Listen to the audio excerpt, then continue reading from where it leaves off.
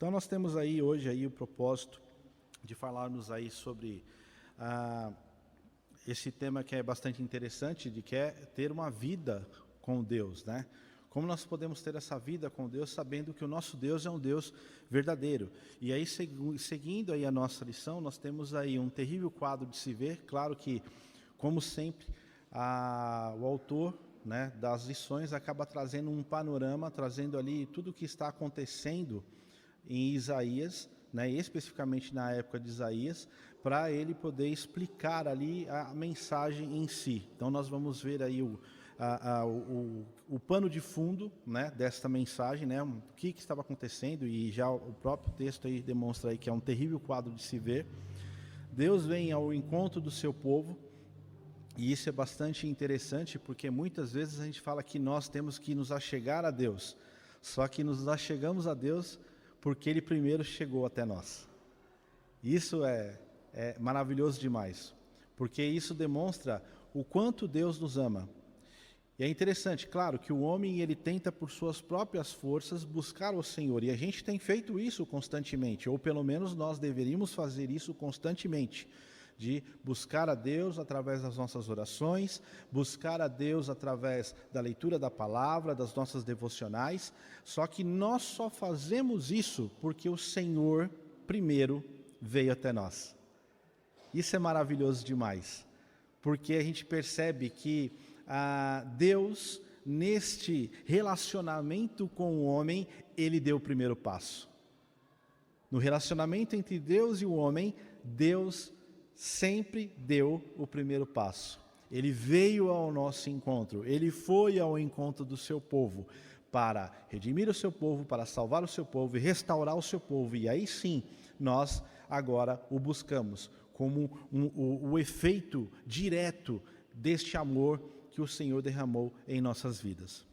E depois vamos aí precisamente falar sobre caminhando com o verdadeiro Deus. De que forma, de que maneira podemos caminhar com esse Deus que, nesse relacionamento conosco, deu o primeiro passo de vir até nós, de vir ao nosso encontro, de restaurar as nossas vidas, restaurar o nosso relacionamento com Ele. Ok? A lição aqui tem dois objetivos muito claros, né?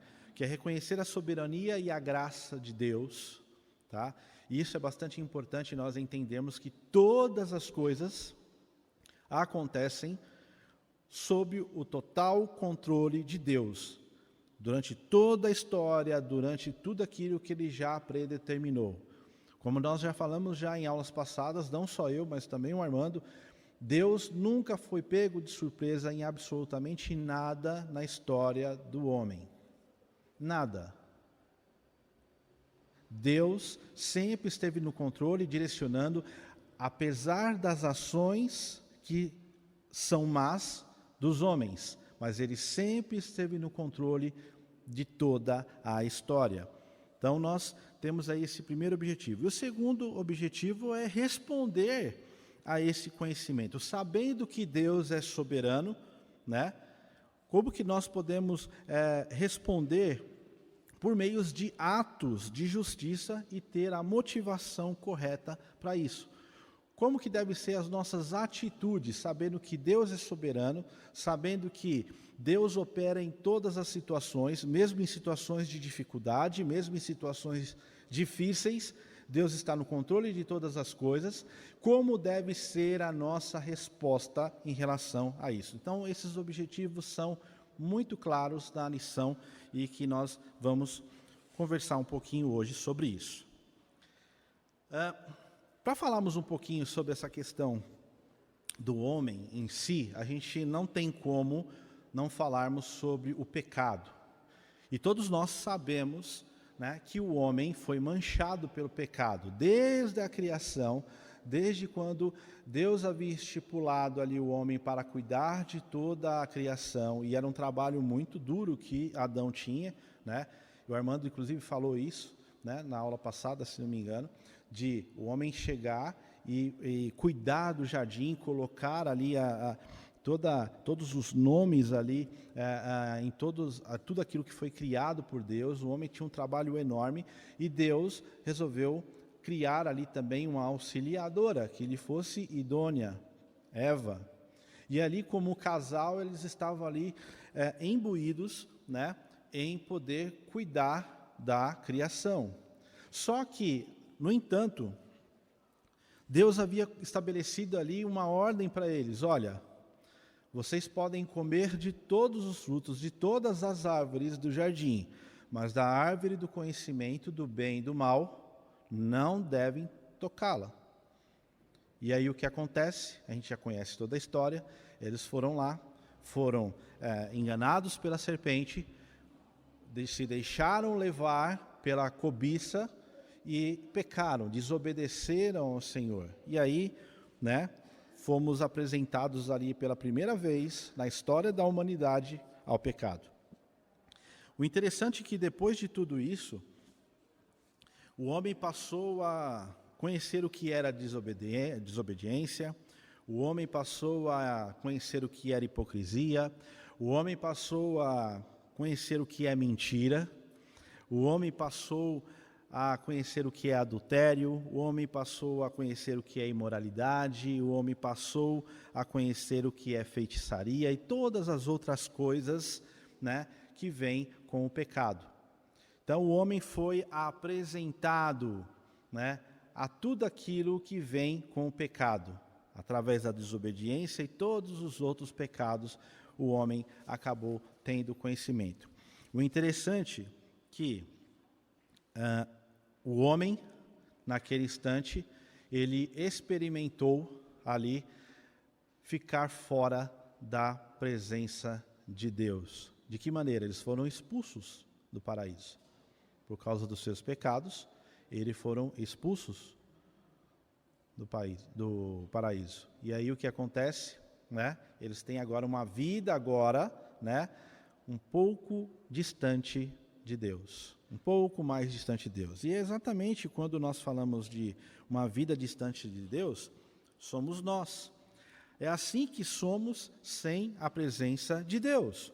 Somos por natureza assim, somos hipócritas, somos desobedientes, somos mentirosos, somos imorais e muito mais. O homem fora da presença de Deus, ele está totalmente jogado às tendências do pecado, porque, como diz a palavra de Deus, o nosso corpo, o nosso coração é inclinado para o pecado.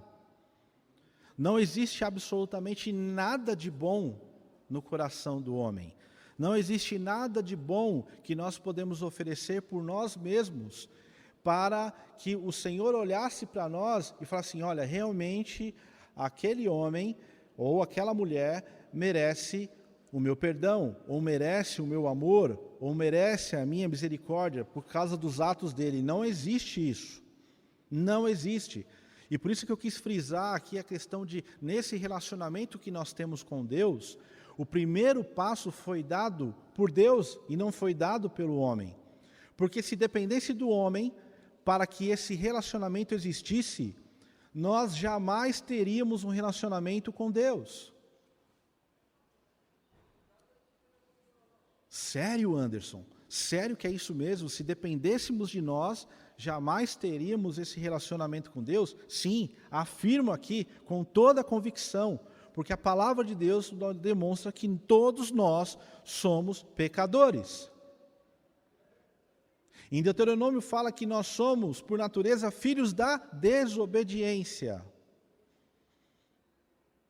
Se nós somos manchados pelo pecado, de nenhuma forma nós tínhamos a condição de dar o primeiro passo nesse relacionamento com Deus. De nenhuma forma. Porque sem Deus somos tudo isso aí.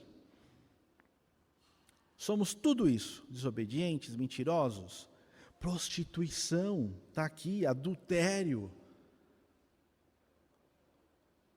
Sim, porque o homem é levado pelos desejos do seu coração.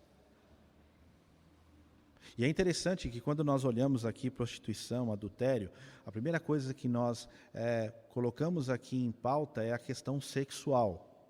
Além disso, nós também nos prostituímos quando nós trocamos Deus por outra coisa que venha nos seduzir aí fora, que é colocado no lugar de Deus em nosso coração. Não foi assim que aconteceu com o próprio povo de Deus, quando ele passou a adorar outros deuses do que adorar o Senhor? Isso é adultério. Quando nós colocamos qualquer outra coisa no lugar de Deus em nosso coração, significa que, de fato, nós estamos também adulterando. Então, por isso que esse adultério, essa prostituição, não está só simplesmente ligado à área sexual, e que hoje em dia isso está proliferando muito forte. Aliás, eu quero abrir um parênteses aqui. Tá? De pai para pais, aqui. Eu sei que tem muitos pais aqui, muitas mães aqui. Um alerta. Tomem cuidado com as séries que tem aí na Netflix, na Amazon, coisas que você pega no YouTube. Tomem cuidado com o que os seus filhos assistem. Está se proliferando cada vez mais a ideologia que vem aí de fora para destruir a família. Cada vez mais. Essa semana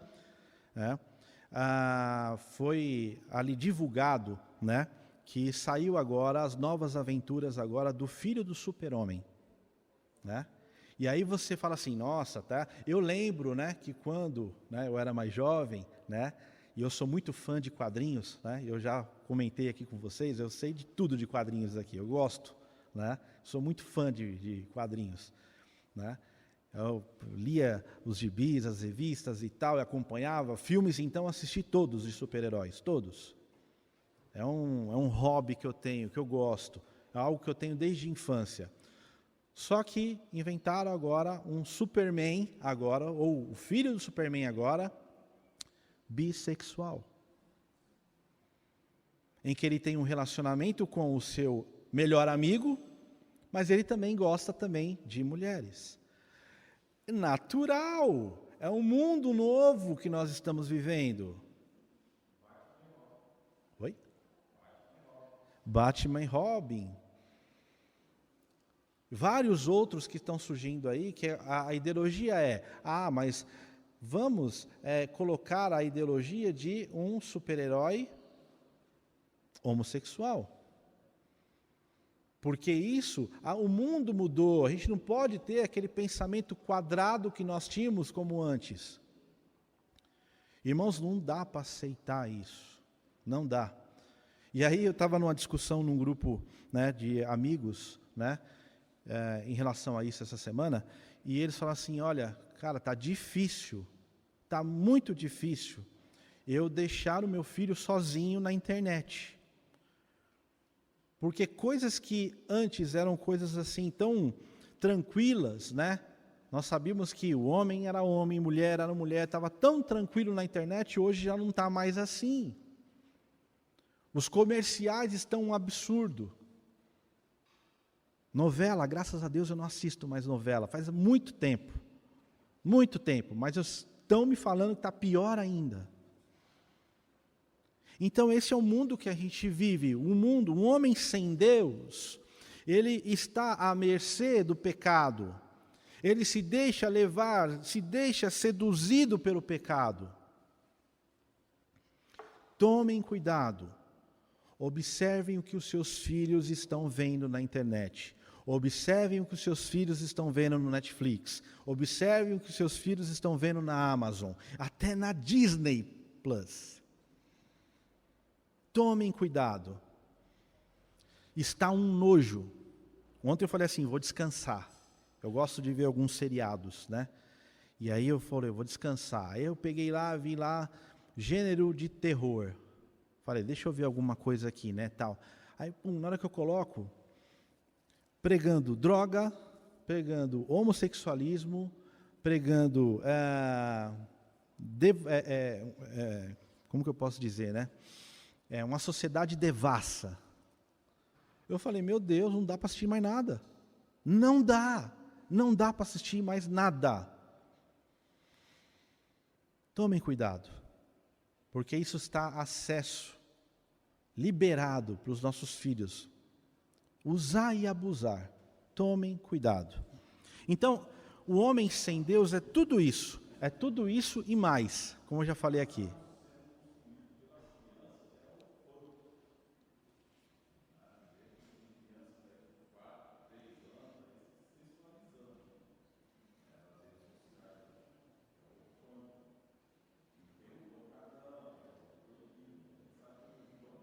Também. Eu vou mais além. Facebook agora criaram o canal dos gamers, né, no Facebook, né? E eu estou super ligado nisso, super. Porque quando eu vejo lá meu filho, tem um joguinho novo aqui, tá? Filhão, beleza, deixa eu jogar com você? Deixa eu ver? Vamos brincar junto? Vamos. Ok. E eu monitoro. Eu sou chato nesse ponto, e a gente precisa ser chato nesse ponto. Porque isso entra sorrateiramente no nosso lar. Sorrateiramente. E aí é interessante o seguinte, que aí eu lá vendo lá esse canal de gamers lá do Facebook, aí tem lá, jogo tal, não sei o quê, como que é? Como que é o termo que foi colocado lá? Caliente. Ou quente. Aí o que é isso? Aí o personagem principal do jogo, não sei como, eles colocaram o personagem principal do jogo, um jogo inclusive que eu sempre jogava, quando eu era mais novo, quando eu tinha tempo inclusive, que eu não tenho mais tempo para isso, colocaram o personagem totalmente nu. Eu falei, o que é isso? Ou seja, até em jogos inocentes. Cuidado, meus queridos, tomem cuidado. As nossas crianças estão sendo atacadas de uma maneira que vocês nem imaginam. É na escola, é na internet, é em todo lugar. Tomem cuidado. Só fechando esse parênteses aqui, porque eu achei importante nós falarmos sobre isso. Mas o homem sem Deus é tudo isso. Ele se deixa levar pela cobiça do seu coração, que é inclinado para o pecado. Somos assim, sem a presença de Deus. Se estamos aqui agora, é exclusivamente porque a graça do Senhor nos alcançou. Isso é fato. Você não está aqui porque simplesmente você decidiu estar aqui. E essa é uma teologia que muitas vezes digamos assim, aí fora é distorcida, porque dá a entender que tipo assim, eu aceito a Cristo, eu faço e aconteço, eu saí da presença do Senhor, mas quando eu quiser eu volto. Não é assim. Porque se a graça do Senhor não tivesse tocado o seu coração, não fizesse com que você se arrependesse dos seus pecados e que você reconhecesse que você precisa unicamente e exclusivamente de Deus, você não estaria aqui por suas meras forças. Se estamos aqui, é exclusivamente porque a graça do Senhor nos alcançou. Isso também demonstra algo muito importante, que Ele não desiste de nós, mesmo sabendo que somos de fato, quem somos de fato. Olha que interessante, porque se Deus nos julgasse como nós julgamos, Ele ia olhar para nós e ia fazer o seguinte, olha, não dá para eu aceitar o Anderson ele falha demais, não dá para aceitar olha como ele é pecador, olha como ele pisa na bola comigo, tem hora que ele está lá, num relacionamento tão bom comigo, aprendendo da minha palavra, e de repente ele pisa na bola, de repente ele vai lá, ele deu uma mancada tremenda comigo, não tem como. A gente é assim, com as pessoas com quem nos relacionamos, não é? A pessoa vai lá, pisou na bola com você 1, 2, 3, aí você fala, eu não sou mais bobo, né? Se a pessoa pisou na bola comigo, Eu não vou ficar agora sendo a melhor amiguinha dela, porque ela pisou na bola comigo. Se Deus agisse assim, conforme a gente age, nós estaríamos perdidos. Deus não desiste de nós, mesmo sabendo quem nós somos. Foi assim com o povo de Israel e assim é conosco hoje. Olha quanta coisa que o povo de Deus fez, né? Deus vai lá, tira o povo do Egito e de repente o povo começa a reclamar no deserto. De repente o povo começa a reclamar ali e ter saudades das comidas que eles tinham ali no Egito, porque Deus estava dando maná para eles. Olha só, eles não precisavam fazer absolutamente nada e Deus estava ali todo dia, menos no 7º, derramava ali o pão do céu para o seu povo, para o povo ser alimentado. E esse alimento era tão bom que sustentou o povo durante o tempo que esse povo ficou no deserto. Não é um alimento qualquer. Não foi um alimento que deixou esse povo ali com fome ali no deserto, deixou esse povo ali doente no deserto. Não, foi algo que alimentou esse povo durante todo o período do deserto. Mas o povo começou a reclamar. Moisés sobe ao monte para falar com o Senhor e está lá recebendo as tábuas da lei e ele se demora lá com o Senhor e de repente o que o povo faz? Moisés não vai voltar. O que o povo faz? O povo vai lá e cria um bezerro de ouro para adorar. E aí quando Moisés desce, vê aquela cena, o povo adorando um bezerro de ouro, quebra as tábuas e ali começa a falar um monte para o povo, como que o povo pode ser assim tão desobediente, tão idólatra desse jeito. E aí foi, ao longo de toda a história, a gente vê aqui, e até no período aqui de Isaías, o povo desobedecendo ao Senhor, deixando o Senhor de lado. Quantas e quantas vezes, a gente estava falando em pisar na bola, quantas e quantas vezes o povo pisou na bola com Deus? Quantas e quantas vezes? Então a gente percebe que o fato de rebelar-se contra Deus já vem do próprio DNA do homem. O homem se rebela contra Deus porque ele está manchado pelo pecado. Mas Deus nunca desistiu do seu povo.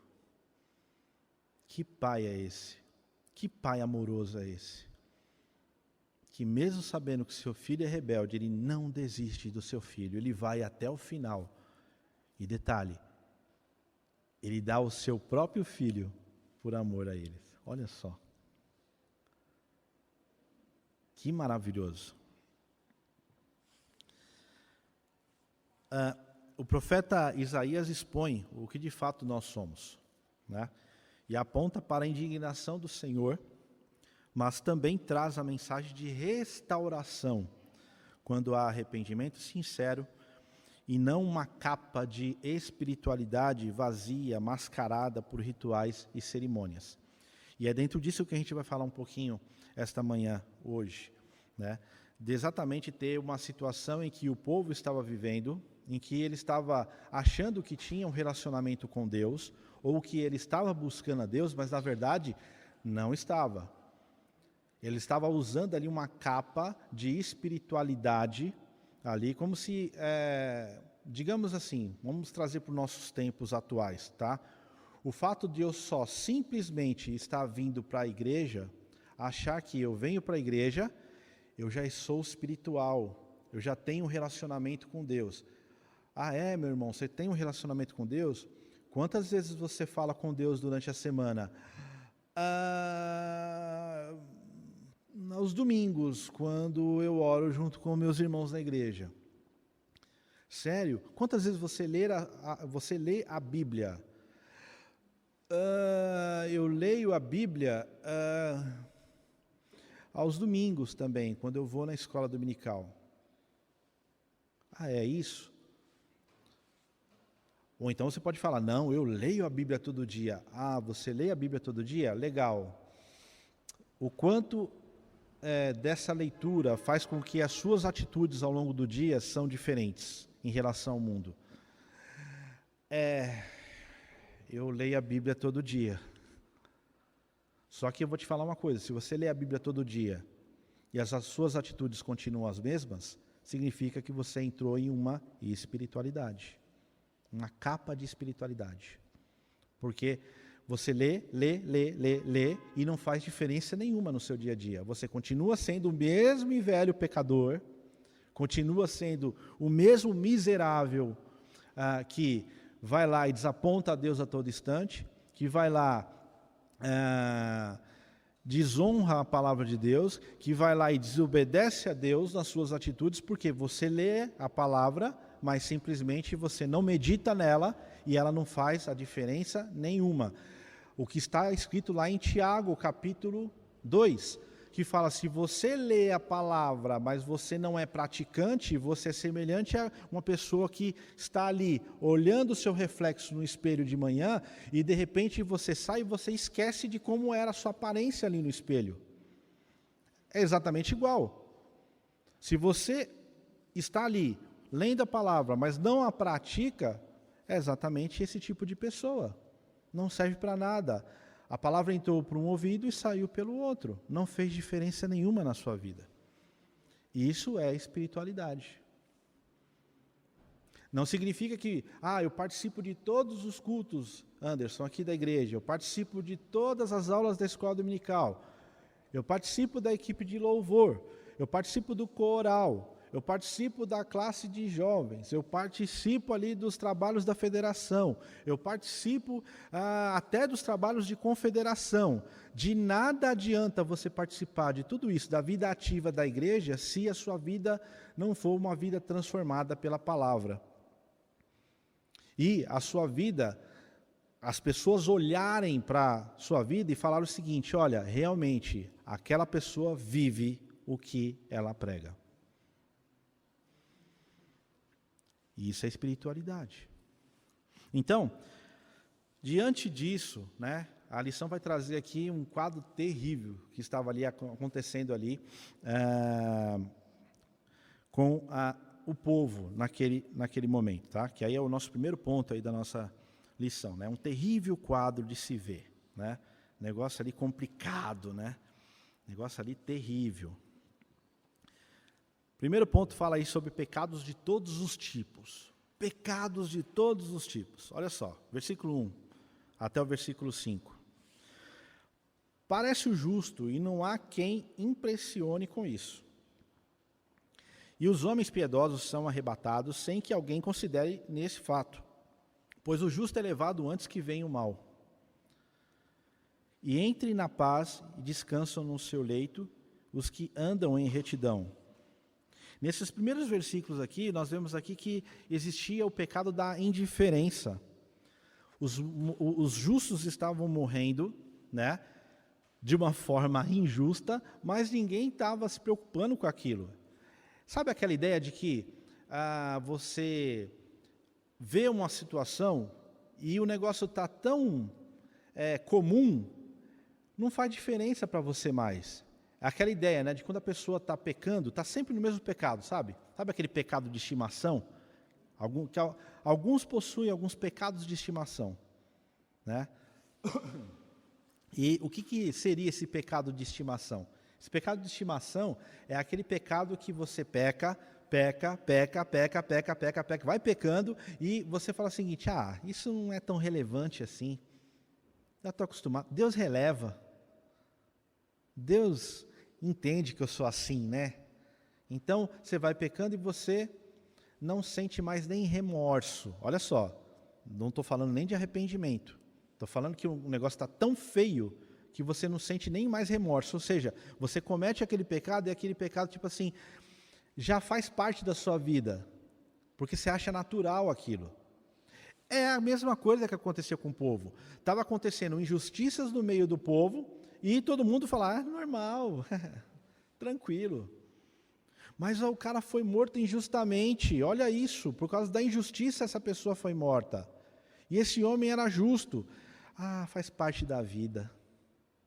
Era exatamente isso que acontecia. Esse é o primeiro ponto. Vamos lá, vamos continuar aí. Versículo 3.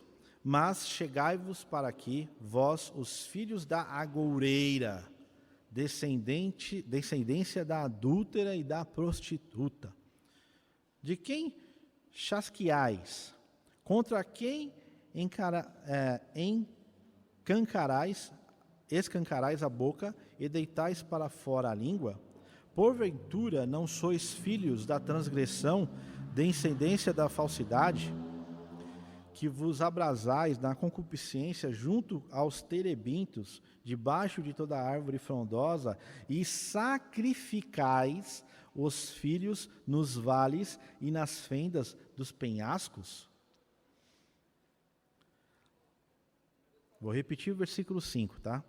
Que vos abrasais nas concupiscências junto aos terebintos, debaixo de toda árvore frondosa, e sacrificais os filhos nos vales e nas fendas dos penhascos.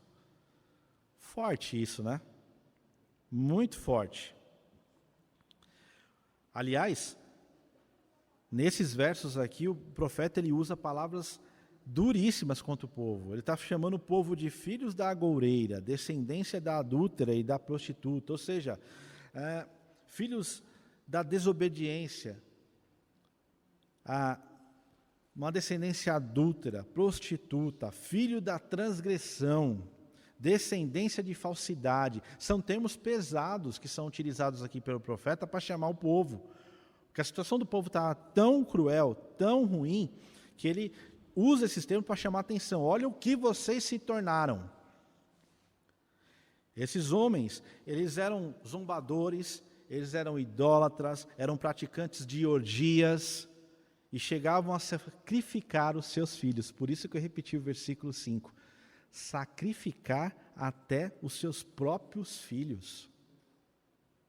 Olha que ponto chegou o povo de Deus. Isso é influência, claro, né, de outros povos. Porque a ideia de você usar a questão de sacrificar filhos vem de a ideia de você oferecer um filho em holocausto para obter o favor do seu Deus, através de feitiçaria, através de qualquer outra coisa. Olha isso, que absurdo. Mas ainda continua do versículo 6 ao versículo 13. Por entre as pedras lisas dos ribeiros está a tua parte. Estas te cairão em sorte. Sobre elas também derramas a tua libação e lhes apresenta ofertas de manjares. Contentar-me-ia eu com estas coisas? Será que é certo? É como se o Senhor estivesse falando assim, olha, será que é certo isso? Vocês vão lá, através dos ribeiros, vocês vão lá, vocês apresentam ofertas, apresentam manjares, apresentam sacrifícios. Será que eu ia me alegrar com estas coisas? É interessante isso porque a prática que é demonstrada aqui nesse versículo aqui é a prática de muitas religiões aí. Já ouviram falar aí de pessoas ali fazendo oferendas? Né? Talvez você, ao vir aqui para a igreja, você deve ter passado por alguma rua, em algum cruzamento, e você deve ter visto alguma oferenda na esquina, ali na encruzilhada, não foi? Eu duvido que você, ao passar em algum lugar, você não viu isso. Só de carro vindo para cá, eu vi pelo menos umas 2 ou 3. Aí você vai falar, não, mas isso é coisa dos nossos tempos. Não, já existia isso já no passado. E o povo de Deus estava se deixando levar. Olha que absurdo. Imagine nós, naquele tempo, sendo o povo de Deus, e aqui, de repente, você fazer o seguinte, olha, eu vou fazer algumas mandingas aqui para mim, eu vou usar os termos que eles utilizam, tá? Não que eu faça isso, tá, gente? Pelo amor de Deus, eu não faço isso, tá? Mas eu já ouvi, lembre-se que eu trabalhei com pessoas que é do ramo. A minha assistente no banco, ela era mãe de santo. Eu já falei aqui para vocês. Eu tinha uma assistente no banco, que ela era mãe de santo. E é interessante o meu relacionamento com ela, porque imagine um cristão tendo como o seu assistente, a pessoa principal para te ajudar nas suas tarefas do dia a dia, sendo uma mãe de santo. Mãe de santo mesmo. E que quando as coisas davam certo, era um negócio assim, engraçado. Porque quando as coisas davam certo, e tinha coisas difíceis para serem resolvidas, assim como até hoje existem coisas difíceis para serem resolvidas, né? Em qualquer local de trabalho, no meu, não seria diferente. Eu louvar a Deus por conseguir resolver uma situação muito difícil, e a gente tem que agradecer a Oxalá, a Exum. O quê? Tem que agradecer a Deus. E a gente ficava naquela discussão, né? Ela com a religião dela e eu com a minha fé em Deus. Então, já existia naquele tempo. Agora imagina nós, naquele tempo, se nós fôssemos fazer exatamente isso. Nós temos aqui, conhecemos a Deus e de repente falar assim, olha, eu vou fazer aqui algumas oferendas, porque eu preciso passar na entrevista naquele emprego amanhã. Eu preciso que amanhã, naquela negociação que eu vou fazer ali com o meu cliente, eu consiga ter êxito nessa negociação. Então eu vou fazer aqui uma oferenda aqui, né? Vou levantar aqui uma oferta aqui para esses deuses, né? Para eu poder me dar bem. Imagine isso acontecendo conosco. Mas eu acho que eu estou indo muito, digamos assim, muito ao extremo, né? Mas você acredita que existem crentes que até hoje, né, não saem de casa sem olhar o horóscopo? Vocês acreditam nisso? Existem crentes que preciso ver meu horóscopo. Eu preciso ver como que está o meu dia hoje, como que as conjunções estelares estão, se vão favorecer ali o meu negócio, se vão favorecer ali os meus relacionamentos, se vão favorecer ali, eu preciso ver. Tem pessoas que fazem isso hoje em dia. Crentes. Então isso já não é algo que é novo nos nossos tempos, acontece já desde a antiguidade. E isso é terrível, porque o Senhor abomina. O Senhor faz uma pergunta aqui, extremamente pontual. Contentar-me-ia eu com essas coisas? Será que eu ia me alegrar com essas coisas? Não, claro que não. Claro que o Senhor não se contenta com essas coisas, claro que o Senhor não se alegra com essas coisas, porque é totalmente contra a sua natureza, que é santa. O versículo 7 e 8 diz o seguinte: sobre o monte alto e elevado pões o teu leito, para lá sobes para oferecer sacrifícios. De novo trazendo o assunto aí do sacrifício. Detrás das portas e das ombreiras pões os teus símbolos eróticos. Puxas as cobertas, sobe ao leito e o alargas para os adúlteros. Dize-lhes as tuas exigências. Amas-lhes a coabitação e lhes miras a nudez. A gente vê aqui um ambiente aqui completamente voltado ali para o cunho sexual. Totalmente voltado para a sexualidade. E a gente sabe que isso era coisa que vinha de povos pagãos. Né? De ter sacerdotisas que eram prostitutas, e os cultos eram realizados ali onde um membro que participava desse culto, ele tinha relações sexuais com essas profetisas, a fim de que eles pudessem ser abençoados em termos de fertilidade. Se não me engano, era a deusa Diana, que era a deusa da fertilidade, né? Nos tempos mais para frente, como a gente vai ver lá, descritos em Atos, né? E isso já vinha desde o passado, porque era coisas vindas dos povos pagãos. De você ter cultos relacionados à sexualidade, voltados para uma tal de você ser próspero, de você ser fértil, né? E aí você fazia esses cultos, né? Esses povos faziam esses cultos exatamente para obter esses favores dos seus deuses, entre aspas, tá? Onde os objetos de culto, inclusive, eram também voltados para a sexualidade. estátuas de mulheres nuas, de membros genitais. Era tudo colocado ali nesses templos pagãos. E olha que interessante, o povo de Deus estava envolvido com essas coisas. Orgias.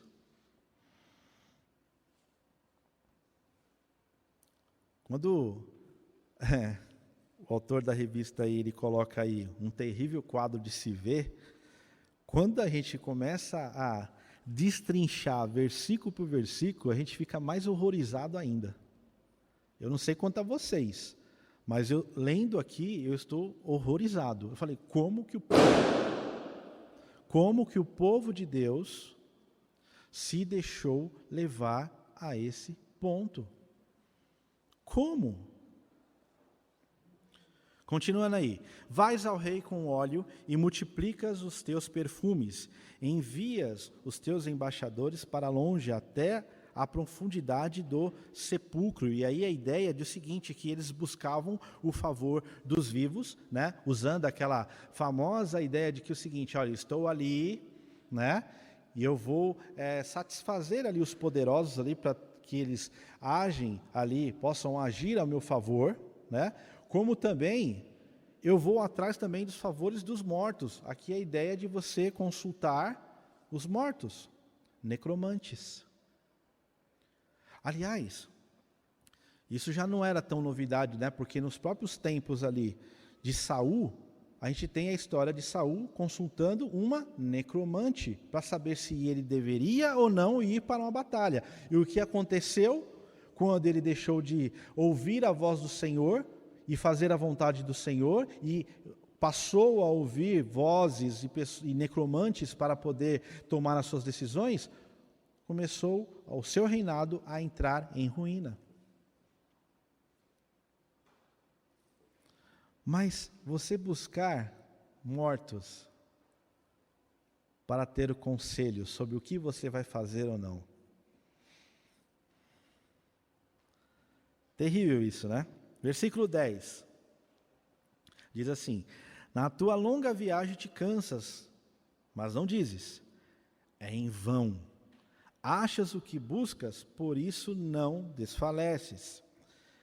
Essas ações só serviam para desgastar os iludidos, porque eles estavam sendo iludidos. A ideia era o seguinte, olha, eu conheço algo que você pode fazer para melhorar a sua vida. Olha, faça aqui uma consulta aqui com a fulana de tal aqui, que ela consulta os mortos aqui e ela vai direcionar o seu caminho. Os espíritos vão direcionar o seu caminho. Tudo que você for fazer, ele está lá num plano superior e eles vão te ajudar, porque eles estão vendo do alto as coisas que estão acontecendo. Você não está enxergando, você precisa da ajuda deles. E aí o povo ia atrás dessas coisas. O povo ia buscar essas coisas. Respostas para a sua vida. Só que isso só servia para desgastar. Na tua longa viagem, e é uma viagem mesmo, né? A gente olhando isso aqui, né? Como que o povo de Deus se deixou levar por essa maré, por essa onda, né? Se deixou levar por isso. Uma viagem, né? É em vão. É tudo em vão. Achas o que buscas, por isso não desfaleces. Isso aí é só para te desgastar. Porque, de fato, vocês deveriam buscar a Deus. Mas aí, continua, dos versículos 11 a 13, diz o seguinte: mas de quem tiveste receio ou temor, para que mentisses e não te lembrasses de mim, nem de mim te importasses, não é acaso porque me calo, e isso desde muito tempo, e não me temes. Eu publicarei essa justiça tua. Quanto às tuas obras, elas não te aproveitarão. Quando clamares a tua coleção de ídolos, que te livre. Levá-los-á o vento, um assopro os arrebatará a todos, mas o que confia em mim herdará a terra e possuirá o meu santo monte. Isso é interessante, porque Deus vê toda essa circunstância, né? Deus já aplica ali a sua sentença àqueles que o deixaram. Ou seja, o povo deveria agora depender, então, dos seus próprios esforços e dos seus deuses que cultuava. Era assim, é dessa forma que vocês querem ter esse relacionamento comigo? Ok, então eu vou deixar vocês sozinhos, eu não vou mais ajudar vocês, eu não vou mais tratar de vocês, eu vou deixar que vocês vivam a sua própria sorte. Eu vou deixar que vocês dependam agora dos seus próprios ídolos. Não é para eles que vocês estão pedindo? Não é a eles que vocês estão buscando? Então vá, busca, e vocês vão ter a resposta deles. De mim não vai ter mais. Só que é interessante isso, que Deus abandonaria todos estes que se recusassem a se arrepender deste pecado. Mas, como diz aqui no versículo 13, final do versículo 13, é prometido aos que se refugiam nele receber a terra por herança e possuir o santo monte de Deus. Então a ideia aqui é o seguinte, olha, aqueles que se recusam a se arrepender, então busque resposta aos seus ídolos, busque resposta aos seus santos, né? Porque eu não vou falar mais nada. Mas aqueles que se refugiam em mim, esses vão ter por herança possuir o santo monte de Deus. Deus estende a sua mão. E para isso existe uma questão aqui muito interessante, aqui eu tenho falado várias e várias vezes e eu não me canso de falar, porque eu acho um absurdo as pessoas pregarem hoje uma teologia e falar o seguinte, olha, não se preocupa com a sua vida, tá? Não se preocupa, Deus aceita os seus pecados, Deus aceita como você é, continue, venha para Cristo como você está, do jeito que você é. Nesse primeiro momento, sim, deve vir, mas Deus fala que você deve se arrepender dos seus pecados. E existe aí uma teologia corrente aí que, não, você não precisa se arrepender dos seus pecados. Lembra do pecadinho de estimação que eu tinha falado aqui? É isso. Você pode viver com o seu pecadinho de estimação. Vai lá, ai que bonitinho, eu acordei hoje, ai que lindo, vem cá com o papai, vem. Esse é o seu pecadinho de estimação. E você quer criar esse pecadinho de estimação. Mas o Senhor a todo instante fala na sua palavra, se arrependa do seu pecado. Se você quer ter um relacionamento comigo, se arrependa do seu pecado. Só dessa forma você terá acesso a mim. Teologia furada, barata essa, que estão ensinando que você não precisa se arrepender dos seus pecados, porque você é assim mesmo. Não, nós não fomos criados para ser assim, meus irmãos. Quando Deus criou o homem, diz as Escrituras, e eis que tudo era bom. Por que era bom? Porque não tinha pecado.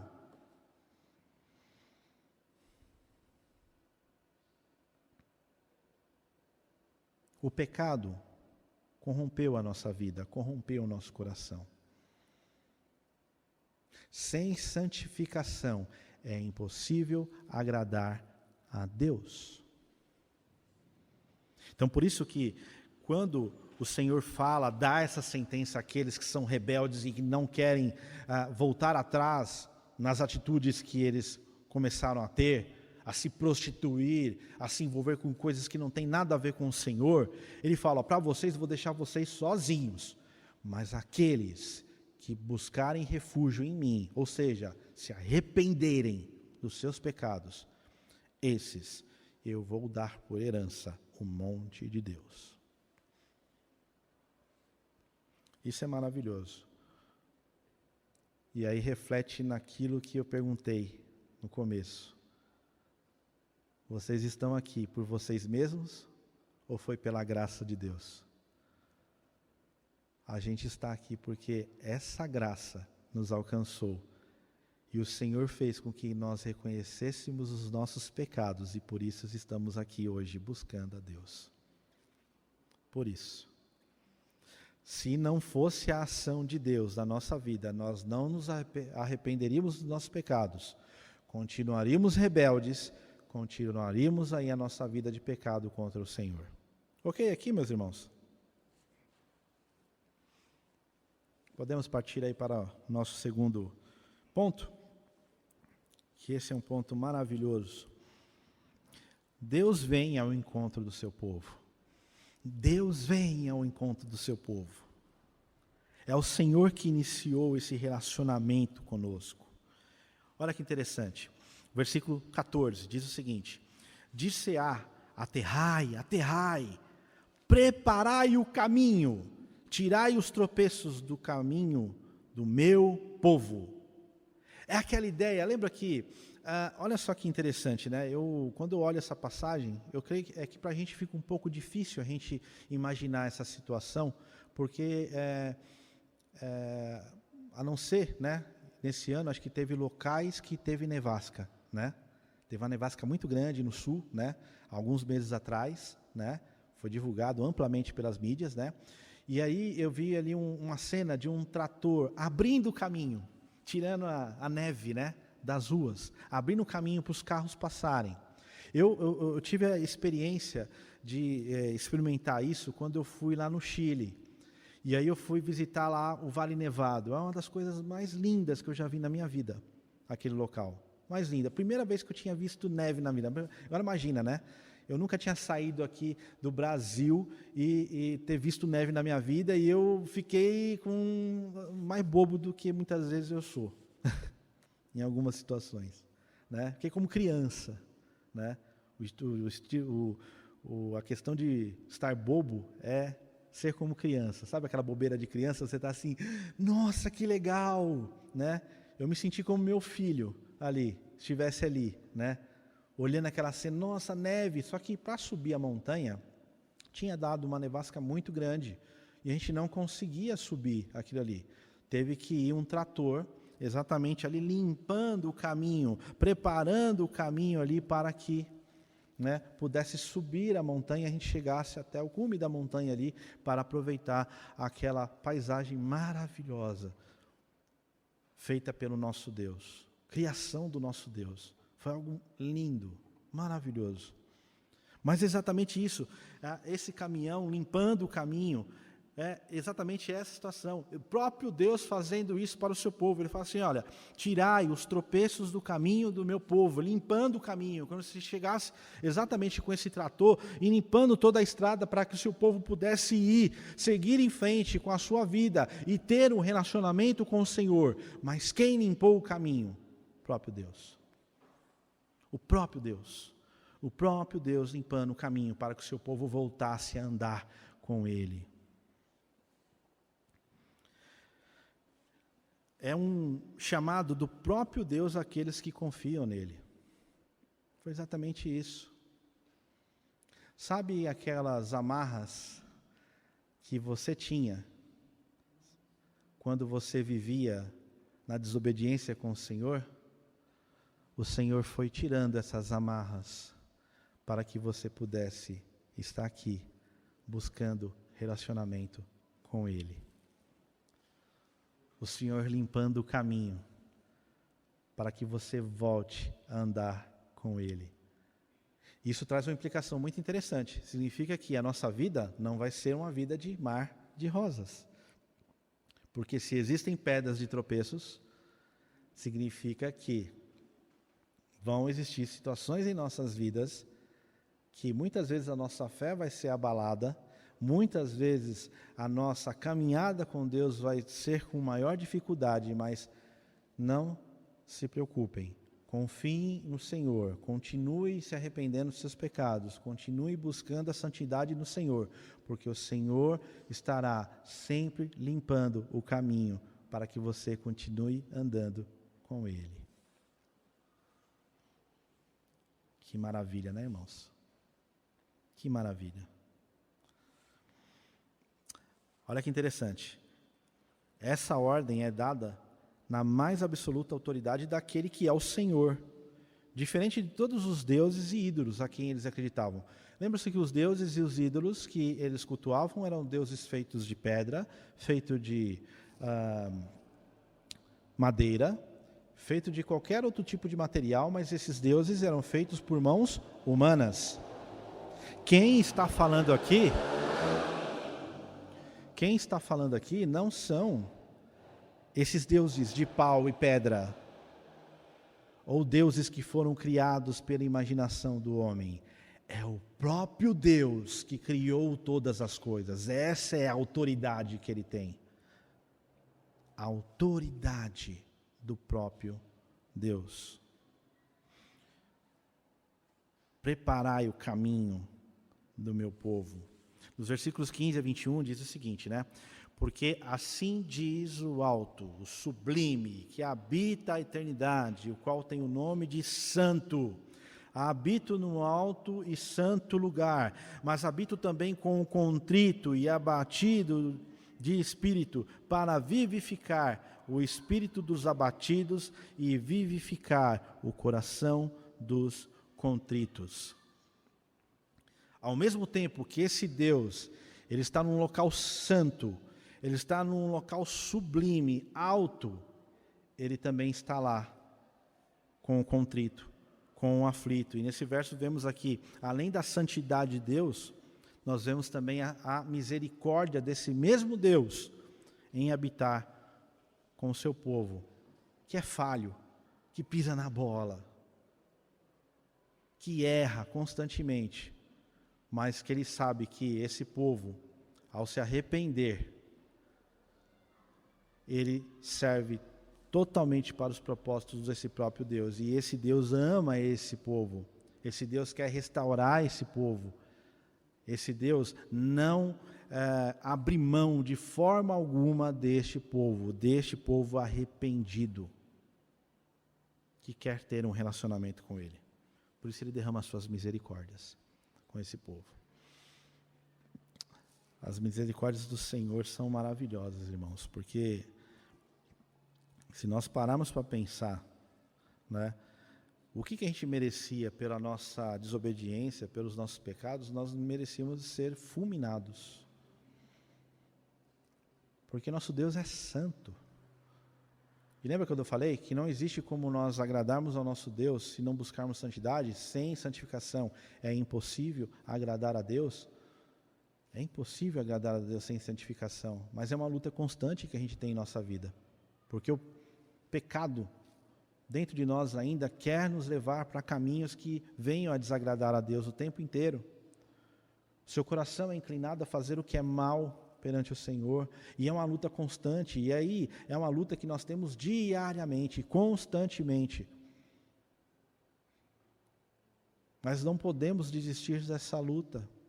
O que cabe a nós é buscar a santidade. O Senhor prepara o caminho para isso em nossas vidas. Ok? Versículo 16 ao versículo 18. Diz assim: pois não contenderei para sempre. Não contenderei para sempre. Nem me indignarei continuamente. Porque, do contrário, o Espírito definharia diante de mim, e o fôlego da vida que eu criei. Por causa da indignidade da sua cobiça, eu me indignei e feri o povo. Escondi a face e indignei-me, mas rebelde seguiu ele o caminho da sua escolha.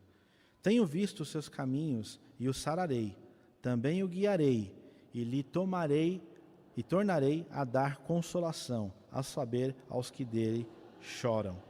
Aqui Deus limita a sua ira, porque ele sabe que essa ira é uma ira que vai ser por um determinado momento para disciplinar o seu povo. E ao disciplinar o seu povo agora se arrepende de seus pecados, ele tem ali o objetivo de restaurar esse povo. Deus limita a sua ira, e se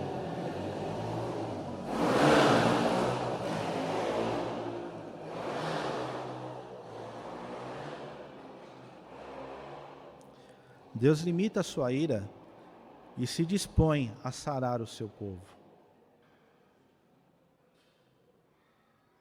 Ele se dispõe a trazer esse povo de volta. Ele se dispõe a fazer com que esse povo se arrependa e tenha um relacionamento santo com Ele.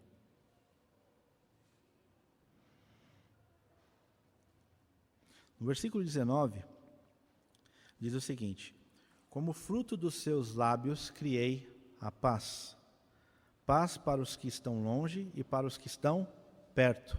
Diz o Senhor, eu o sararei. E essa paz aqui é interessante porque ela demonstraria aquela bem-aventurança universal, que é a paz tanto para os judeus quanto para os gentios. E a gente já explicou diversas vezes, nós somos considerados aqui como gentios, porque nós não nascemos, né, como judeus. Nós não somos judeus, né? Talvez deva ter alguém descendente de judeu aqui entre nós, mas nós não somos judeus. Nós nascemos de uma outra nação, né? Mas essa bênção, essa paz, ela vem de encontro até nós, porque o Senhor fez dos gentios parte do seu povo também. Por isso que, olha só, desde o Antigo Testamento já falava do alcance dos gentios. Aliás, o Armando explorou bastante isso nas últimas aulas. Se a gente for ver a genealogia de Jesus ali, a gente vai ver pessoas que não faziam parte do povo judeu. Não faziam parte de Israel. E elas foram alcançadas. É o caso de Raabe. Foram alcançadas. Interessante isso, porque desde o Antigo Testamento já se falava que Deus tem um plano para restaurar, além do seu povo, alcançar nós que estamos aqui hoje e que fomos alcançados por essa graça e por essa misericórdia. E glória a Deus por isso. Versículo 20 e versículo 21. Mas os perversos são como o mar agitado, que não se pode aquietar, cujas águas lançam de si lama e lodo.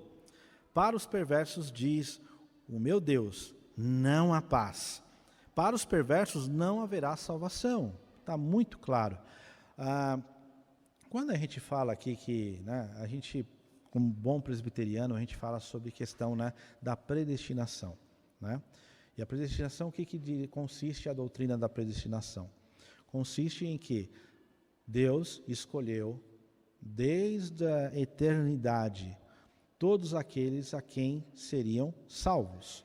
Se Deus já predestinou essas pessoas para a salvação, automaticamente o contrário se faz verdade. Deus predestinou aqueles outros que não se arrependeram para a perdição.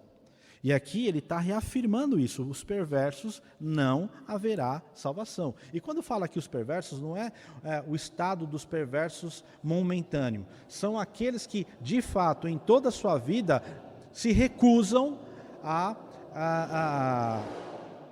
se arrepender dos seus pecados. Eles se recusam a se arrepender dos seus pecados. Eles são, digamos assim, opositores a Deus. Eles não creem em Deus. Eles não se arrependem dos seus pecados. Eles são perversos e vão continuar perversos até o último segundo da sua vida neste mundo. Para eles não há salvação. A teologia da predestinação fala sobre isso. Esses, infelizmente, não serão salvos, porque não houve arrependimento. Lembra do que eu falei que arrependimento é fundamental? Arrependimento é fundamental para a vida daqueles que seguem a Cristo. Sem arrependimento, não existe ali frutos de salvação. Ou essas pessoas não demonstram frutos da salvação nas suas atitudes, no seu falar, no seu pensar, no seu agir. Ok? Podemos continuar aí? Caminhando com o verdadeiro Deus. Ok, olha só. A gente já viu quem nós somos sem Deus. Nós vimos que Deus, ele iniciou esse relacionamento, ele deu o primeiro passo nesse relacionamento de querer restaurar o seu povo redimido e arrependido dos seus pecados, certo? Agora, como que deve ser então a nossa caminhada com esse verdadeiro Deus?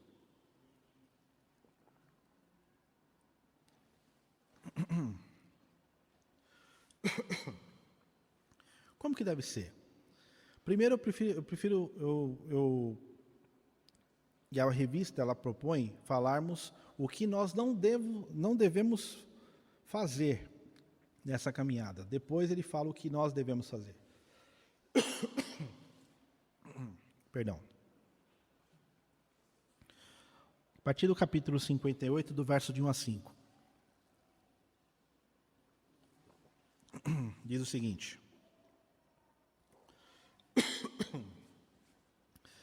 clama a plenos pulmões, não te detenhas.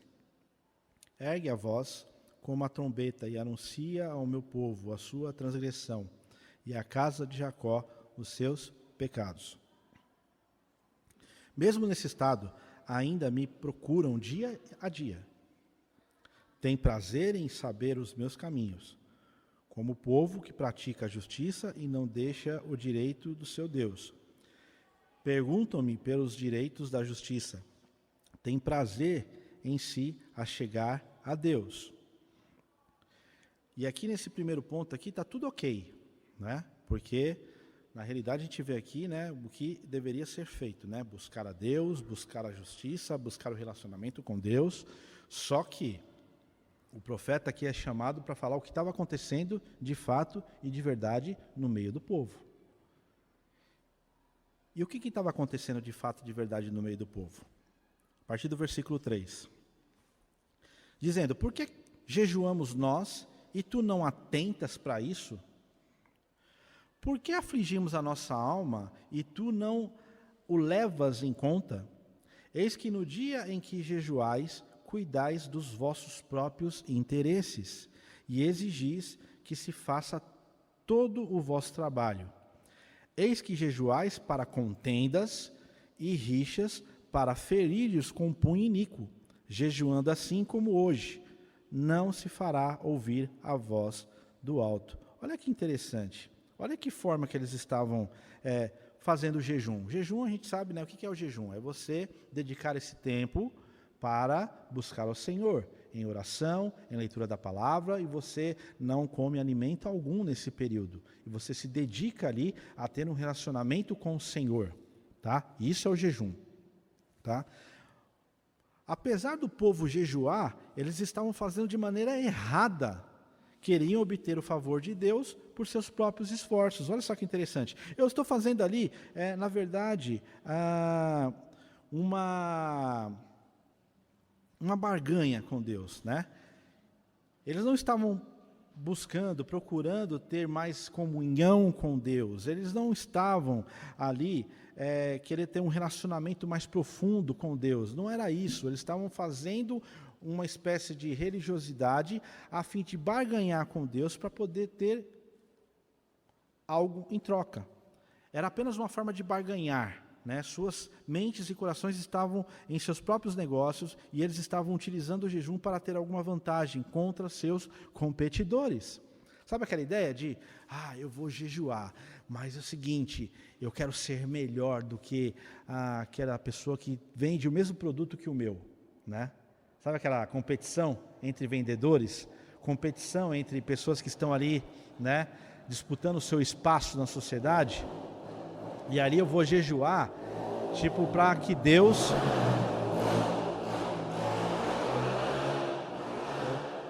Eu vou jejuar para que Deus me dê o favor de eu conseguir uma bênção. É aquela ideia, né? Vamos fazer campanha de oração? Que legal, campanha de oração. Para que você vai fazer campanha de oração? Eu quero fazer campanha de oração para eu conseguir ganhar ali a minha vaga naquele emprego ali, porque eu estou precisando ali, ou preciso ser promovido, né? E eu quero fazer isso. Você vai começar a barganhar. Você nunca teve uma vida de comunhão com Deus. Você nunca buscou a Deus. Mas agora, eu vou fazer essa campanha. Ou então você faz o seguinte, olha, eu vou começar a dizimar, vou começar a dar dízimo na igreja, porque se eu começar a dar dízimo na igreja, o Senhor vai me abençoar. Sabe essas barganhas? Né? Desculpa se eu falei alguma coisa aqui que ficou familiar para vocês.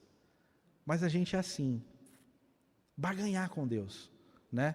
Você não está buscando fazer o jejum ali para ter um relacionamento com Deus, para querer saber a vontade de Deus para a sua vida, para você ter intimidade, uma maior intimidade com Deus. Você quer Deus para poder obter algo em troca.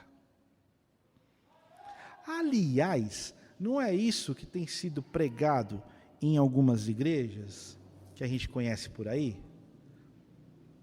Vamos fazer campanha disso, vamos fazer campanha daquilo. Olha, dê a sua oferta, dê o seu dízimo, entra na campanha não sei o quê e você vai ser abençoado.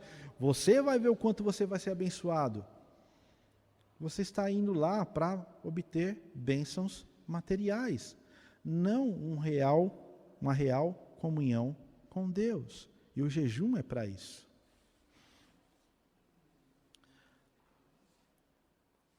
E o profeta aqui, ele não pode ficar calado, ele tem que denunciar, ele tem que falar, o povo está fazendo isso. Senhor, o povo está fazendo isso. E aí eles começam a reclamar, eu tenho jejuado, mas o Senhor não está me atendendo. Eu tenho feito constantemente campanhas aqui e o Senhor não está me atendendo. E o Senhor fala, olha, vocês estão fazendo da maneira errada. Vocês estão buscando a mim para ter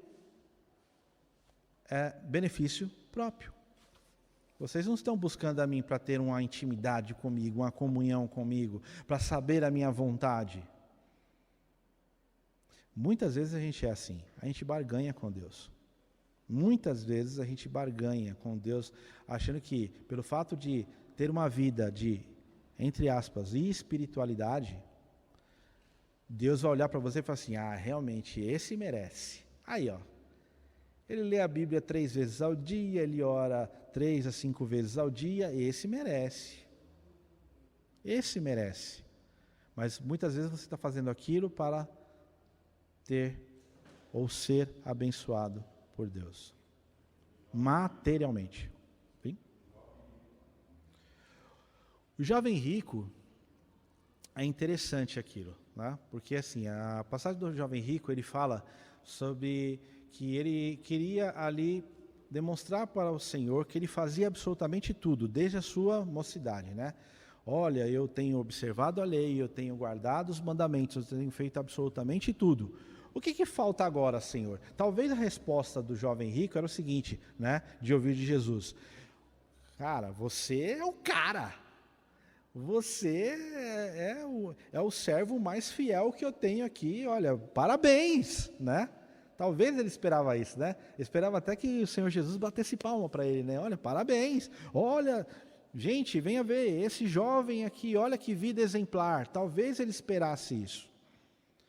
Mas Jesus chega para ele e fala, olha, uma coisa lhe falta, vende tudo que tens, dá aos pobres, vem e segue-me. E o texto fala o seguinte, que ele se retirou triste, porque o seu coração estava nas riquezas. O seu coração estava nas riquezas, não no Senhor. Então é interessante isso. Quando a gente começa a colocar coisas materiais no lugar do Senhor, a gente está agindo como idólatra, porque o nosso coração, o local exclusivo do nosso coração é do Senhor. Aquilo que você coloca em seu coração como objetivo de vida é aquilo que se tornou o seu ídolo. Exatamente isso. Sério, Anderson? Sério? É exatamente isso. Porque você colocou algo que é local exclusivo de Deus no lugar dele. E o jovem rico fez isso. Tanto que a gente não vê ali que ele teve uma transformação de vida e nada. O texto foi bem claro, ele se retirou triste. Porque ele tinha muitos bens. Então, onde estava o seu tesouro? Estava nos tesouros ali, que são passageiros, na sua riqueza, não o Senhor. E é interessante isso. Mas o profeta tem que falar, o povo estava fazendo dessa forma. Então, o povo estava buscando a Deus para ter benefício próprio. No versículo 5 diz o seguinte, Seria este o jejum que escolhi, que o homem um dia aflige a sua alma, inclina a sua cabeça como junco e estenda debaixo de si o pano de saco e cinza? Chamarias tu a isto jejum e dia aceitável do Senhor? Será que é isso que eu quero? Será que é isso que você chama de jejum? Será que isso significa jejum? Fica bem claro que a religiosidade do povo não era genuína ou compatível com a verdadeira caminhada com Deus. É aquilo que eu falei. Por que você está buscando a Deus? É para ter intimidade com Ele? Ok, porque foi isso que Ele chamou a gente. Para isso que Ele nos chamou, para termos intimidade com Ele. Mas se buscamos a Deus para ter benefícios próprios, nosso coração está bem longe. Pode ter várias coisas no nosso coração, menos Deus. Deus não é o principal. Percebam que o povo estava utilizando Deus, não como Deus é o seu principal tesouro, mas o povo estava buscando a Deus para que Deus fosse o meio pelo qual eu conquistasse o meu tesouro. E qual era o tesouro desse povo? As riquezas desse mundo, ou se dar bem em situações, ou benefício próprio de toda e completa instância, digamos assim. Era isso. Continuando aí. O modelo que o Senhor estabelece para nós, do versículo 6 e 7. Eita, saiu aqui.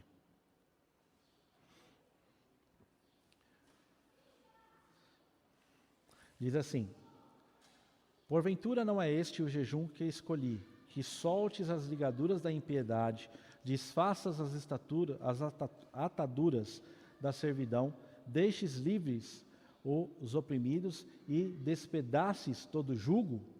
Porventura não é também que repartas o teu pão com o faminto e recolhas em sua casa os pobres desabrigados, e se vires o nu ou cubras e não te escondes do teu semelhante?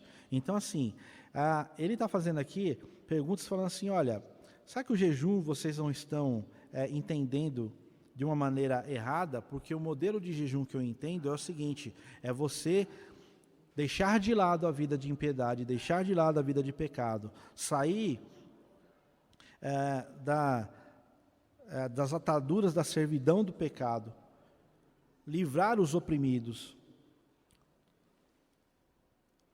despedaces ali todo o jugo, repartir o pão com o faminto, ajudar o necessitado ali, recolhas em casa os pobres desabrigados, e se vires o nu, o cubras, não te esconda do teu semelhante. A ideia aqui é o seguinte, olha, você praticar aquilo que você aprendeu, mas ter um relacionamento íntimo comigo, fora do pecado. Não é o que você quer, mas sim o que eu quero. É interessante, né? Quando a gente se achega ao Senhor para buscar ali a Ele em oração, a gente o busca em oração, né? Para ter benefícios, né? Ótimo. O que é? Eu vou fazer uma entrevista, eu vou fazer uma negociação, eu estou doente, eu quero ser curado. Não é isso que a gente, né? Em oração a gente faz? Agora, e se não for a vontade de Deus isso para a sua vida? E se não for a vontade de Deus você ser curado e você continuar doente? E se não for a vontade de Deus você não ser promovido naquele emprego? E se não for a vontade de Deus você receber aquela promoção? A gente não para pensar nisso. Porque a gente quer respostas imediatas para as coisas. A gente quer que Deus responda o que nós queremos.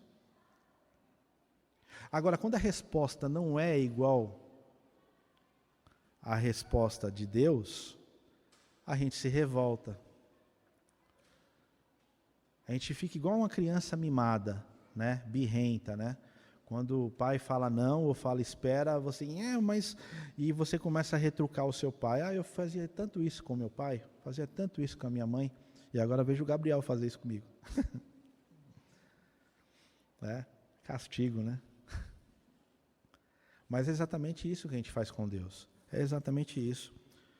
E aí é interessante que o cuidado com o pobre e o necessitado e a libertação do homem da escravidão do pecado são o verdadeiro jejum. Aí ele fala o seguinte, olha, o que é mais importante é você criar um relacionamento comigo, você cuidar ali dos oprimidos, dos pobres, tirar a questão da injustiça no meio do povo, que ainda estava muito latente, a injustiça no meio do povo de Deus, você cuidar daqueles que precisam da sua ajuda, precisam da ajuda do Senhor.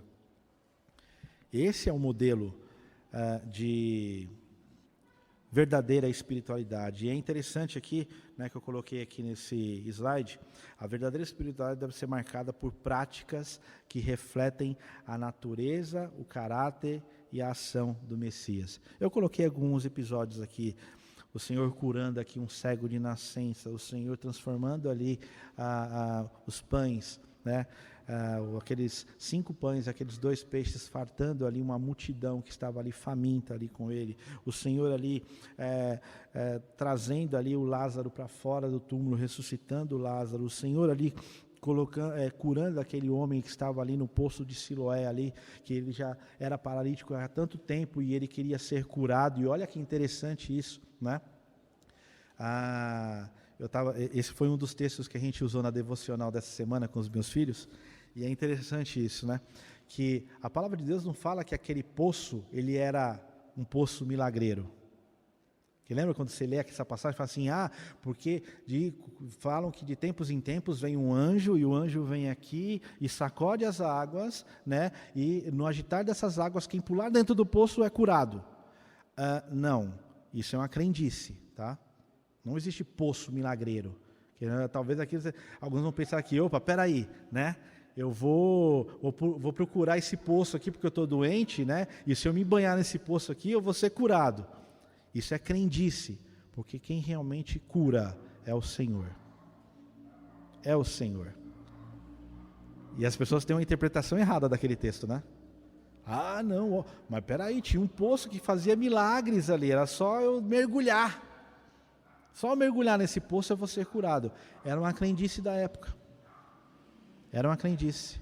Mas quem cura é o Senhor. E a verdadeira espiritualidade é exatamente marcada por isso, os passos de Jesus, né? Pode ver que essas vidas, elas não foram aqui simplesmente curadas fisicamente. Foram vidas que foram curadas espiritualmente. Vidas que reconheceram o seu pecado, vidas que começaram ali a ter um acesso com Jesus, vidas que começaram a ter ali um contato com Jesus, e aí sim essas vidas foram transformadas. Continuando aí, né, nos últimos versículos, né, de 8 a 14, diz o seguinte, né, então romperá a tua luz como a alva, a tua cura brotará sem detença, a tua justiça irá adiante de ti, e a glória do Senhor será a tua retaguarda.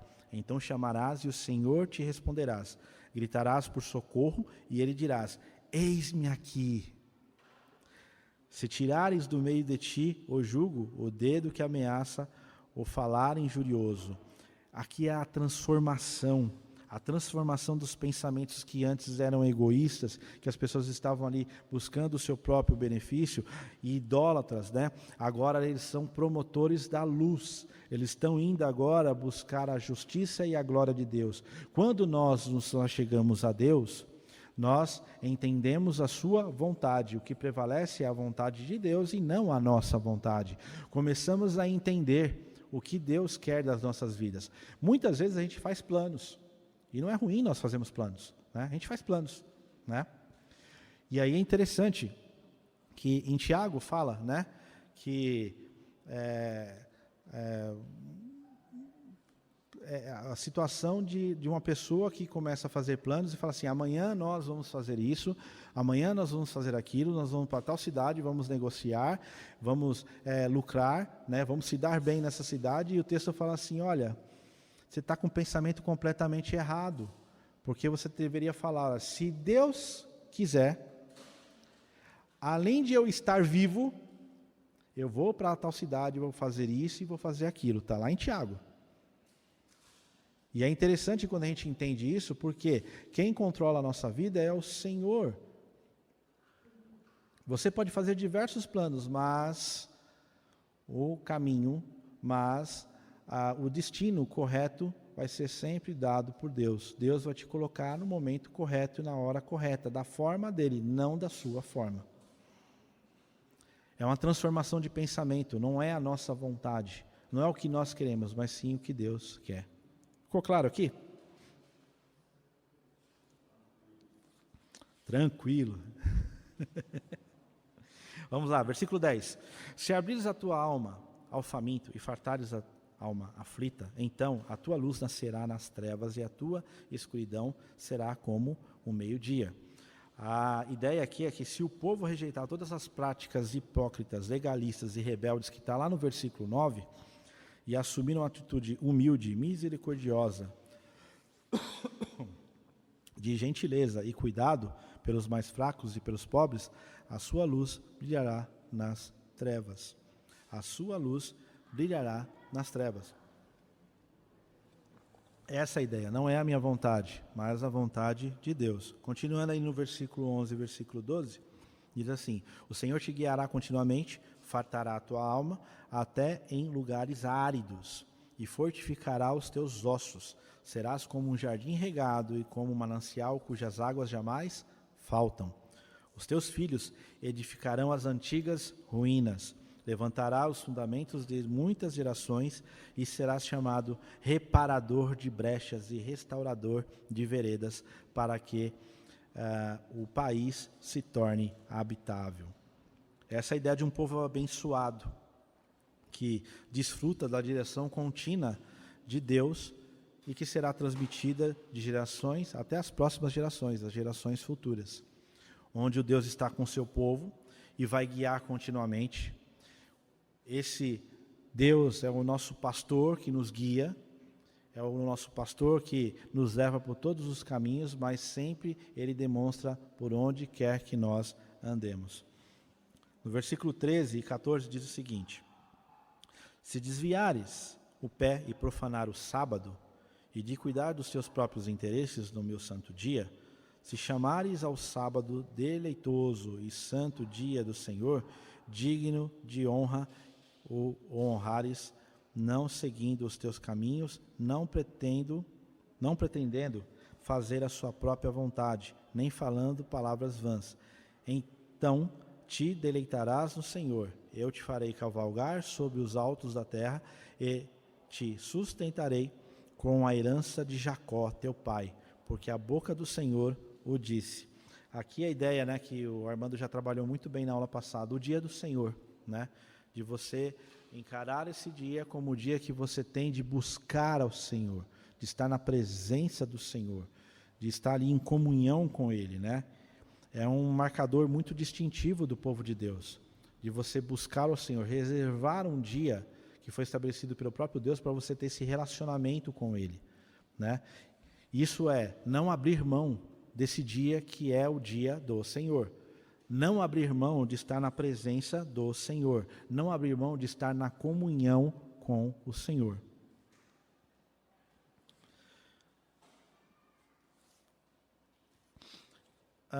Interessante aqui que, ao se aproximar do Senhor, o crente não tem outro senão o de deleitar-se na comunhão com Ele. Isso é fato.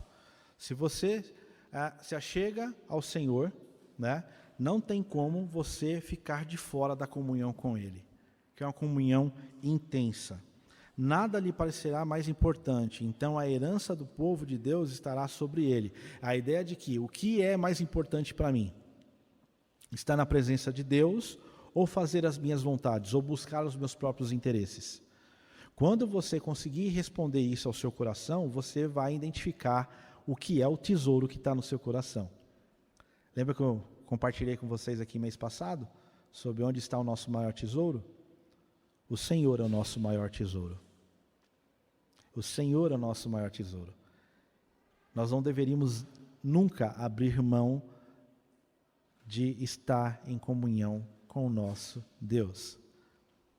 O último versículo nos traz a segurança e a garantia de que todas essas promessas, vão ser cumpridas, porque é o Senhor quem fala. Se a gente voltar aí um pouquinho aí, deixa eu ver se eu consigo voltar aqui, acho que sim. No último versículo diz o seguinte, Então te deleitarás no Senhor, eu te farei cavalgar sobre os altos da terra e te sustentarei com a herança de Jacó, teu pai, porque a boca do Senhor ou disse, quando o Senhor fala, pode ter certeza que Ele cumpre as suas promessas. Foi o Senhor que prometeu. Não foi qualquer um que chegou aqui e falou, olha, tal. Não, foi o próprio Deus. Então é a garantia de que será cumprido. Ok, irmãos? Vamos partir para a conclusão?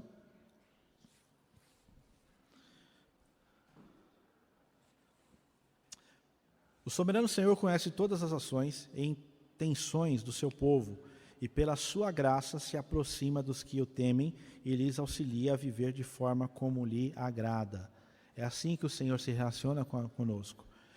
Ele conhece as nossas ações, conhece as nossas imperfeições, conhece tudo quem somos. Porém, Ele derrama a sua graça, a sua misericórdia, se aproxima de nós e Ele auxilia o homem a ter uma vida de acordo com a sua própria palavra. E de que maneira? Ele faz com que o homem reconheça os seus pecados, se arrependa dos seus pecados e torne a ter uma comunhão com Ele, um relacionamento com Ele, em que o Senhor chamou para que nós fôssemos transformados. Agora, em um mundo de relacionamentos tão descartáveis que a gente vive hoje, instáveis e relativizados, é necessário saber que Deus leva a sério o nosso relacionamento com Ele e como deve ser a nossa resposta e proceder de acordo com as Escrituras. O Senhor leva muito a sério esse relacionamento que Ele tem conosco. Ele leva muito a sério. É o maior desejo dEle que nós cresçamos nesse relacionamento, que nós possamos entender a sua vontade, que nós possamos entender que dependemos unicamente e exclusivamente dEle. É do maior interesse dEle que não sejamos mais como meninos, correndo de um lado para o outro ali, como vento de doutrinas ali, atrás de ventos de doutrinas, mas sim estar ali crescendo em espírito e em verdade com Ele, entendendo a sua vontade, entendendo o seu querer, entendendo todas as coisas que devemos fazer conforme as Sagradas Escrituras. É isso que Ele requer de nós. Agora, a aplicação para isso, eu não vejo outra forma da gente aplicar esse ensinamento, dado que o Senhor iniciou esse relacionamento, Ele deu o primeiro passo nesse relacionamento conosco, não tem como a gente fugir disso, tá? Buscar mais comunhão com o Senhor através da palavra e da oração. Não tem como. Se a gente quer conhecer ao Senhor, a gente precisa ler a sua palavra. Se a gente quer conhecer o Senhor, a gente precisa se sujeitar à sua palavra. É isso que o povo de Deus errou constantemente, né, no passado. Porque exatamente ele deixou de buscar ao Senhor e deixou de buscar a vontade desse próprio Deus a esse povo. E aí ele começou a querer fazer aquilo que estava dentro de seus próprios corações. Foi a ruína do povo. E essa é a ruína para nós hoje. Quando nós deixamos Deus de lado, quando nós não nos relacionamos com Ele, quando nós só lemos a palavra apenas para cumprir um cronograma de ler a palavra. Não, leia e medite nessa palavra. Ore, mas ore ao Senhor, intimamente. Como diz as Escrituras, vai lá no seu quarto, fecha a porta, e em secreto, ore ao Senhor. Derrame o seu coração diante do Senhor. Essa história de derramar o coração, me lembrei do seminário. Um professor no seminário, eu não vou lembrar agora o nome, ele falou o seguinte, que história é essa de derramar o coração? Seu coração não é líquido? Para você derramar o coração? E aí, né, eu vou falar, não, mas então, pastor, olha, mas isso é uma licença poética. Mas essa licença poética está muito melosa, né? Ele falava, né? Mas ele entendia isso, ele sabe o que é isso, né? Acho que foi o Hermstein. Tem a cara do Hermstein ser isso aí, né, Armandão? A cara do Hermstein fazer esses questionamentos. O reverendo Hermstein é sensacional, sensacional. E ele falava, esse negócio de derramar o coração aí, nosso coração não é líquido, mas você derramar as suas lágrimas. Não é derramar o coração, é derramar as suas lágrimas em secreto ao Senhor. Quantas vezes nós já fizemos isso? Nessa semana mesmo, quantas vezes? Fechamos o nosso quarto em secreto e com lágrimas oramos ao Senhor. Porque nós estamos ali, colocando diante do Senhor tudo aquilo que está nos afligindo. para conhecer a sua vontade, a nossa vida. Segundo, como eu falei aqui no começo, praticar constantemente o que aprendeu. Lembra lá de Tiago? Se você vai lá, é ouvinte da palavra, mas se você não pratica essa palavra, você é semelhante àquele que olha seu rosto no espelho de manhã e quando você sai não vê mais nada. Você se esquece daquilo que você viu. É exatamente isso.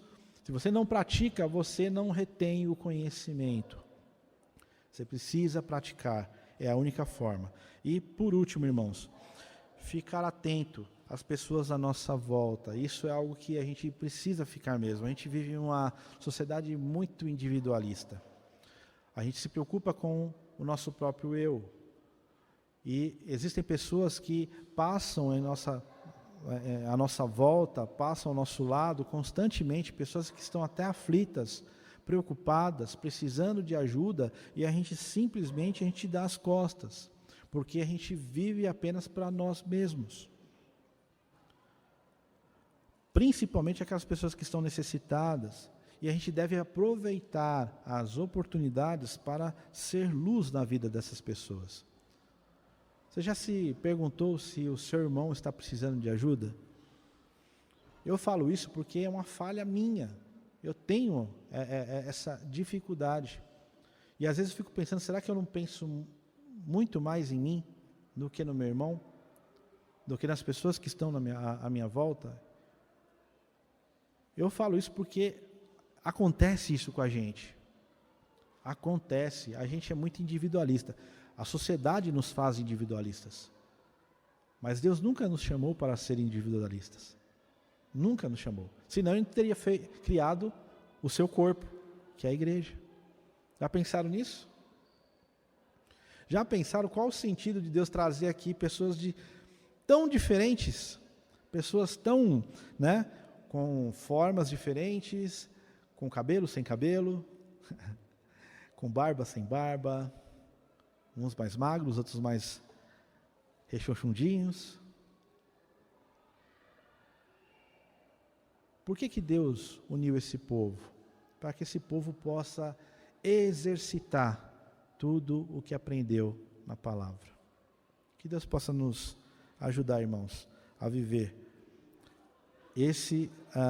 essa vida com Ele, essa caminhada com o Senhor. E eu quero orar nesse instante, encerrando essa aula. Eu não sei como você ouviu tudo aquilo que foi passado aqui essa manhã. Eu não sei qual foi o que aconteceu aí dentro do seu coração. Deus sabe. Mas eu quero orar para que o Senhor nos desafie a ter essa caminhada com Ele. A gente precisa ser desafiado, irmãos. A gente precisa constantemente ser desafiados a viver o verdadeiro Evangelho.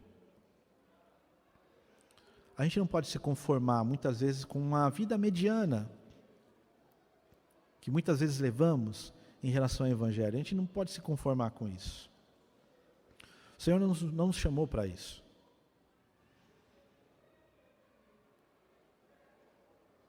E eu creio que o Senhor nos trouxe essa mensagem aqui, esta manhã, para transformar as nossas vidas, para dar uma realidade, dar um choque de realidade às nossas vidas.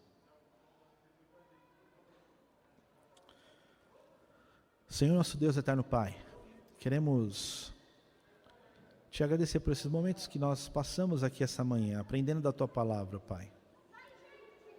Vimos, ó Pai, que nós, quando estamos longe de Ti, nós nos inclinamos cada vez mais para o pecado. Somos cada vez mais desobedientes, somos cada vez mais hipócritas. Somos cada vez mais mentirosos, adúlteros, ó Pai, quando nós estamos longe de Ti. Mas, ó Pai, a Tua Palavra nos mostra que o Senhor, mesmo sabendo quem somos, o Senhor deu o primeiro passo nesse relacionamento. O Senhor foi atrás do Seu povo. O Senhor foi em busca do Seu povo, a fim de que esse povo fosse redimido, a fim de que esse povo fosse transformado, se arrependesse dos seus pecados e voltasse a ter um relacionamento, uma comunhão contigo. Pai, nós queremos Te agradecer por isso, Pai, porque somente a Tua graça, a Tua misericórdia foi capaz de trazer-nos a este relacionamento. Te agradecemos, ó Pai, e queremos pedir, ó Pai, que agora que o Senhor nos trouxe para ser seu povo, para ter um relacionamento contigo, para caminhar junto contigo, nós queremos lhe pedir que o Senhor nos desafie a viver, a caminhar da maneira que lhe agrada. Que o Senhor nos desafie, ó Pai, a caminharmos segundo as Sagradas Escrituras. Que o Senhor nos desafie a todo instante, a cada momento, para que o nosso velho homem seja mortificado em nossas atitudes, em nosso falar, em nosso pensamento, ó Pai. É uma tarefa árdua, difícil, ó Pai, mas o Senhor nos prometeu, conforme a Tua palavra, que o Senhor sempre estaria conosco. E se o Senhor sempre está conosco, o Senhor sempre vai nos ajudar, sempre vai nos auxiliar. Seja conosco, ó Pai.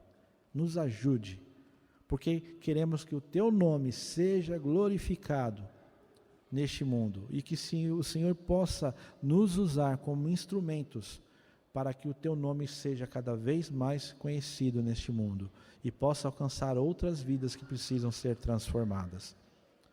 Pai, faça a Tua vontade em nossa vida. Perdoe os nossos pecados, perdoe as nossas falhas. É o que nós lhe pedimos e agradecemos. Em nome do nosso amado Senhor Jesus Cristo. Amém. Amém.